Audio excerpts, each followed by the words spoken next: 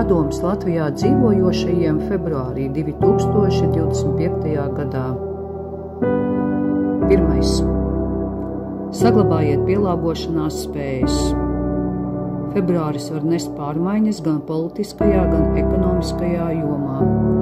Tāpēc būs svarīgi būt elastīgiem un gataviem ātri pielāgoties jauniem apstākļiem. Uzmanīgi sekojiet līdzi notikumiem un domājiet ilgtermiņā. 2. Finansiālā piesardzība. Lai gan ekonomiskā situācija būs stabila, iespējamas neparedzētas izmaiņas finanšu jomā. Tāpēc ieteicams izvairīties no lieliem tēriņiem un pārdomāti plānot savus budžetus. 3. Veselība un imunitāte.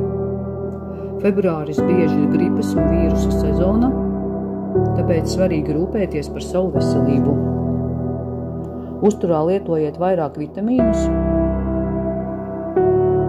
ar vitamīniem bagātu pārtiku, pietiekami atpūšieties un izvairieties no pārmērīgā stresa. 4. Attiecību un kopienas stiprināšana. Šis ir labs laiks, lai vairāk pievērstos ģimenes un sabiedrības jautājumiem. Atbalstiet viens otru, veidojiet stiprākas attiecības un kopīgi risiniet aktuālās problēmas. 5. Ieklausieties savā intuīcijā. Februāris mudinās uz pašrefleksiju un pārdomām par nākotni.